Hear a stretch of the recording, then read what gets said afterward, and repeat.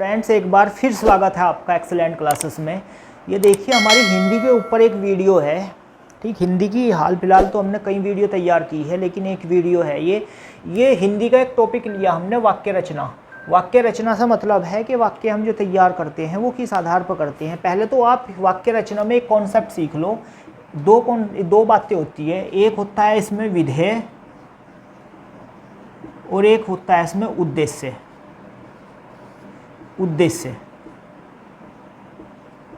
उद्देश्य से मतलब है जिसके बारे में बात की जाती है। उद्देश्य किसे बोलते हैं?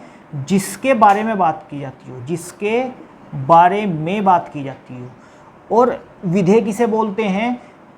जो बात की जाती हो, जिसके बारे में बात कर रहे हैं उसके बारे में जो बात की जाती हो उसे बोलते हैं। जैसे एग्जाम्पल मैं लेता हूँ कि राम बाजार जा रहा है। राम बाजार जा रहा है तो किसके बारे में बात हो रही भाई? ये जा रहा है, किसके बारे में बात हो रही? राम के बारे में बात हो रही। तो राम क्या हो गया? एक उद्देश्य हो गया। तो ठीक, लेकिन इसके बारे में बात क्या हो रही? बात हो रही बाजार जाने की, तो ये क्या हो गया? एक विधेय हो गया। तो विधेय और उद्देश्य में ये डिफरेंस है। कई बार एग्जामिनर डायरेक्ट क्वेश्चन ये भी कर सकता है कि बताइए उद्देश्य और विधेय में क्या डिफरेंस होता है, ये सब कुछ। फिर अगला इसमें हम लेते हैं इसका जो 3 प्रकार का होता है वाक्य रचना। एक होता है अर्थ के आधार पे, एक होता है रचना के आधार पे, एक प्रयोग के आधार पे। अगर मैं बात करूं कि पहले वाला जो अर्थ के आधार पर है वो कितने प्रकार का है? 8 प्रकार का होता है अर्थ के आधार पे। ठीक, इसके प्रकार पूछा जा सकता है कि अर्थ के आधार पर वाक्य रचना कितने प्रकार का है, तो 8 प्रकार का। एक बात तो ये क्लियर होगी। दूसरा, ये कौन कौन से प्रकार है ये भी पूछा जा सकता है। जैसे पहला प्रकार होता है इसमें सकारात्मक वाक्य जिसे बोलते हैं, सकारात्मक वाक्य। या आपने कभी सुना होगा कि जब हम पढ़ते हैं सिंपल इंग्लिश का सेंटेंस तो उसमें पॉजिटिव सेंटेंस होता है, तो पॉजिटिव सेंटेंस को ही हम सकारात्मक वाक्य बोलते हैं। तो यहाँ भी इसका नाम जो रखा गया वो सकारात्मक ही नाम रखा गया, सकारात्मक वाक्य। इसको सकारात्मक वाक्य भी नाम देते हैं, विधिवाचक भी रख सकते हैं इसका नाम हम, विधिवाचक वाक्य भी इसको ही बोलते हैं। एक ही बात है दोनों। जैसे नॉर्मल सेंटेंस जितने भी होंगे उसी में आएंगे। राम बाजार जा रहा है, श्याम स्कूल जा रहा है, शाम सब्जी बना रहा है, शाम पढ़ रहा है, किताब पढ़ रहा है। तो ये जो भी नॉर्मल बात है वो सब सिंपल सेंटेंस में आएंगे। दूसरा इसका प्रकार होता है निषेधात्मक वाक्य। निषेधात्मक वाक्य, निषेधात्मक का मतलब होता है नेगेटिव सेंटेंस। नेगेटिव सेंटेंस, तो नेगेटिव सेंटेंस कौन से होंगे कि जैसे हम बोलते हैं कि राम बाजार नहीं जा रहा है, सीता खाना नहीं बना रही है, तो ये निषेधात्मक वाक्य होंगे। नॉर्मल सी बात है। ऐसे ही मैं आपको वाक्य खाली बोल के ही ऐसा तैयार करा रहा, इसमें लिखने की कोई खास आवश्यकता भी नहीं। आप इसका एग्जाम्पल लिख लेंगे, अपने नोट्स तैयार कर लेंगे, तो हमेशा के लिए आपके एग्जाम में काम आने वाली चीज़ बनेगी। तीसरा प्रकार होता है प्रश्नवाचक वाक्य। अब इसमें बताऊं हुई क्या मैं आपको प्रश्नवाचक वाक्य क्या होते हैं, जिनमें क्वेश्चन पूछा जाता है क्या राम बाजार जा रहा है, क्या राम बाजार क्यों जा रहा है। ठीक, ये सारे के सारे वाक्य इसमें कहलाते हैं ये वाले वाक्य। अगला चौथा इसमें प्रकार होगा आदेशात्मक वाक्य। तो नाम से क्लियर है, जिसमें आदेश दिया जाएगा। एक गिलास पानी लाओ, दरवाज़ा बंद करो, दरवाज़ा खोलो, ये सब कुछ वाक्य होंगे, आदेशात्मक वाक्य में होंगे। इसमें ऑर्डर दिया जाएगा। फिर 5वां प्रकार इसमें होगा जब हम इच्छा करते हैं किसी काम की, इच्छात्मक वाक्य। इच्छात्मक वाक्य, तो इच्छा पूरक वाक्य बोलते हैं, इच्छात्मक वाक्य बोलते हैं, यानी जहाँ इच्छा जताई जाती हो। इच्छा कैसे जताई जाती हो? मैं बाजार जाना चाहता हूँ, ठीक, मैं पढ़ना चाहता हूँ। तो जहाँ ऐसे सेंटेंस हो जहाँ इच्छा प्रकट की जाती है वहाँ इच्छात्मक वाक्य होंगे। ठीक, फिर 6ठा प्रकार होगा इसमें विस्मयादि बोधि वाक्य। विस्मयादि बोधि का मतलब होता है जहाँ सेंटेंस में थोड़ा सा आश्चर्य प्रकट किया जाता हो या दुख प्रकट किया जाता हो, तो विस्मय चिन्ह का प्रयोग किया जाता हो। जैसे हाय बोलते हैं ना, एकदम हाय ऐसा लगते हैं। ठीक, अरे बोलते हैं, एकदम अरे बोल के ये लगाते हैं। ठीक, तो ये चिन्ह को भी विस्मयादि चिन्ह बोलते हैं हम, संबोधक चिन्ह होता है ये। तो हाय, अरे, ओहो। ठीक, तो ऐसा या तो दुख प्रकट करना हो किसी के, या फिर शाबाश बोल दिया, खुशी प्रकट करनी हो, तो वहाँ पर भी हम इन सेंटेंस का प्रयोग करते हैं, इन वाक्यों का प्रयोग करते हैं। तो विस्मयादि बोधि वाक्य इन चिन्हों से आप पहचान भी लोगे और एकदम से अटैक करने वाले शब्द बोले जाते हैं, हाय, अरे, ओ, अरे, तो ये सब कुछ शब्द, तो इसलिए विस्मयादि बोधि वाक्य में आता है ये। इसके बाद 7वां प्रकार होता है इसका संकेतात्मक वाक्य। संकेतात्मक वाक्य, इसको संकेतात्मक भी कह सकते हैं आप। संकेतात्मक की जगह आप संकेतवाचक अगर आपको मिलता है तो भी कोई गलत बात नहीं है, संकेतवाचक भी आपको कह सकते हैं इसे, ठीक। इसमें जो है संकेत शब्द जरूर लगा हुआ, लेकिन संकेत इस बात का नहीं आता इसमें कि किसी को इशारा कर रहे हो, ठीक, संकेत दे रहे हो, ऐसा नहीं होता। इसलिए एग्जामिनर इस वाक्य को बहुत ज़्यादा पूछता है।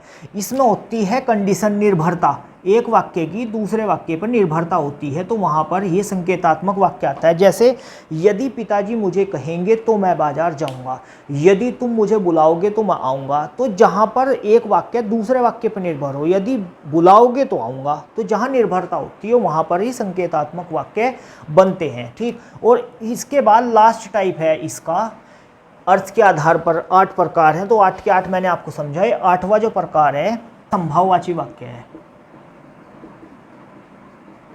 संभाववाची, संभाववाची का मतलब जहाँ किसी काम को करने की संभावना हो, ठीक। तो जैसे मैं बोलता हूँ कि राम बाजार गया होगा, ठीक, संभावना जता रहे हैं हम, ये राम बाजार गया होगा, सीता ने खाना खाया होगा, तो ये सब कुछ जो है संभाववाची वाक्य हैं। ये संभावना इसमें आ रही है, हम परफेक्ट इसमें श्योर नहीं है, बस संभावना हो रही। तो 8 प्रकार के होते हैं अर्थ के आधार पर। अर्थ के आधार पर 8 प्रकार आप समझ गए होंगे, ठीक है। अब इसके बाद मैं अगला टाइप बताता हूँ, रचना के आधार पर 3 प्रकार जो होते हैं। देखो, रचना के आधार पर 3 प्रकार हैं। एक है सरल वाक्य। सरल वाक्य का मतलब होता है एक विधेय होगा, एक उद्देश्य होगा। उद्देश्य और विधेय क्या होते हैं मैं पहले वीडियो में आपको बता चुका हूँ, लेकिन फिर भी इसमें विधेय और उद्देश्य के आधार पर वाक्य कभी नहीं पहचान सकते हम। तो इसलिए इसको पहचानने का तरीका है जब सिंपल बात कही जाती हो बिना 2 वाक्यों को जोड़े हुए। जैसे राम बाजार जाता है, केवल एक बात बोल दी, खत्म। नहीं जाता है, क्यों जाता है, ये भी सब सरल वाक्य में आ जाएंगे, ठीक।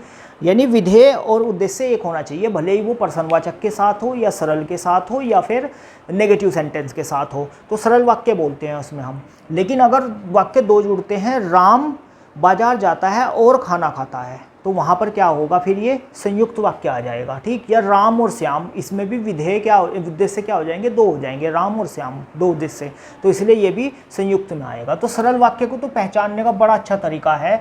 एग्जामिनर इसको कम पूछता है पेपर में, इसका संकेतवाचक पूछता है, बस एक इसको और इसको ज़्यादा पूछता है, इसलिए फोकस करके आप समझ लो।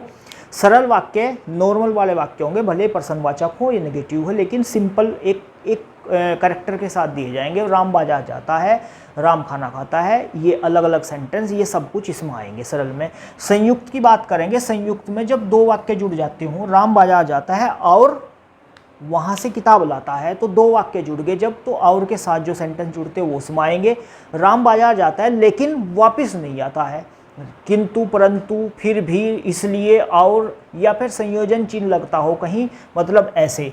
जैसे राम बाजार जाता है, राम बाजार भी लग दिया और फिर संयोजन के साथ हमने सहित भी लिख दिया, ऐसे राम बाजार सहित या राम बैग सहित, ये सही रहेगा, बैग सहित बाजार जाता है, तो इसका मतलब यहाँ संयोजन चिन्ह लग गया, तो कौन सा वाक्य होगा, संयुक्त वाक्य आ जाएगा इसमें। तो ये पहचान के लिए है, लेकिन किंतु परंतु फिर भी ये सब कुछ जब यहाँ आते हो वहाँ संयुक्त वाक्य होगा। मिश्रित वाक्य की क्या पहचान है, आसान सी है, जो जिसको जिसने, यानी जय वाले सारे शब्द मिश्रित वाक्य होंगे। मिश्र हो रहा है ना ये बात, तो ये मिश्र हो रहे, देखो वाक्य मिक्स हो गए। अगर यदि कहीं आए, यदि तुम ऐसा कहोगे तो मैं ऐसा कहूँगा, तो यदि और तो ये एक दूसरे से जुड़े हुए हैं, बीच में कुछ आता है इसमें, तो जैसे सेंटेंस एक दूसरे पर जब निर्भरता होती है 2 सेंटेंस की, तो वहाँ पर मिश्रित वाक्य होगा, ठीक। जहाँ की आएगा वहाँ ये रखेंगे, जिसे आएगा, जिसको आएगा, जिसने आएगा, जैसा वैसा आएगा, या फिर जो और वह आएगा। जो वह कैसे कि यह वही लड़का है, जो वह लड़का है, जो मैंने बाजार में देखा, वह पहला आ सकता है, जो बाद में, जो पहले आ सकता है, वह बाद में आ सकता है, इधर उधर।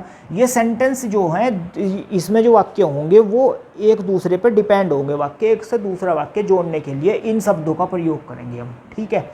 तो मैं उम्मीद करता हूँ यहाँ तक का आप समझ गए होंगे। बस ये आपको टर्म याद रखनी है, रट्टा मारना इनका किसी भी तरीके से, ठीक। 2-3 बार वीडियो देख लेंगे तो अपने आप ही रटे जाएंगे ये वाक्य। तो इस आधार पर हम बोल सकते हैं, पेपर में जो क्वेश्चन आता है डायरेक्ट आता है कि बताइए कौन सा वाक्य है जिसे मैंने कल देखा वह आज पुलिस थाने में बंद था। तो ऐसा अगर बोलते हैं तो इसका मतलब कौन सा वाक्य है, तो मिश्रित वाक्य है, जिसे, जो, जिसको, ऐसे सब कुछ वाक्य इसमें आएंगे। तो उम्मीद करता हूँ 3 प्रकार के रचना के आधार पर वाक्य भी आपको याद हो गए होंगे भाई अच्छे से। अब है प्रयोग के आधार पर 3 प्रकार लेंगे हम। तो प्रयोग के आधार पर 3 प्रकार के जो वाक्य होते हैं वो देख लेता हूँ, मैं लिख देता हूँ यहाँ पर। प्रयोग के आधार पर 3 प्रकार यहाँ होते हैं, इनको हम वाच्य भी बोलते हैं। जो प्रयोग के आधार पर होते हैं 3 प्रकार, वाच्य बोलते हैं। अलग सा टॉपिक भी है एक वाच्य का, और यही मैं कंप्लीट करा रहा। वाच्य दरअसल 3 प्रकार के होते हैं। एक होता है कृतवाच्य, कृतवाच्य, एक होता है क्रमवाच्य, क्रमवाच्य, और एक होता है प्रकार हमारा होगा भाववाच्य, भाववाच्य। 3 प्रकार हो, कृतवाच्य, क्रमवाच्य और भाववाच्य। कृतवाच्य किसे बोलते हैं? कृतवाच्य उसे बोलते हैं जहां कर्ता पर ही डिपेंड होती है क्रिया। जैसे राम बाजार जाता है, राम बाजार जाता है, तो बाजार जाता है। अब अगर मैं ऐसा कर दूं कि राम की जगह अगर मैं सीता कर दूं, तो यहाँ पर इस पर ही डिपेंड है, ये बदलना पड़ेगा मुझे। राम बाजार जाता है, अब सीता बाजार जाती है करना पड़ेगा। यानी जब कर्ता पर ही निर्भर होती हो क्रिया, ठीक, तो वहाँ पर क्या होता है? कृतवाच्य होता है। यहाँ सिंपल सी बात है भाई, कृतवाच्य की पहचान क्या है, ये है।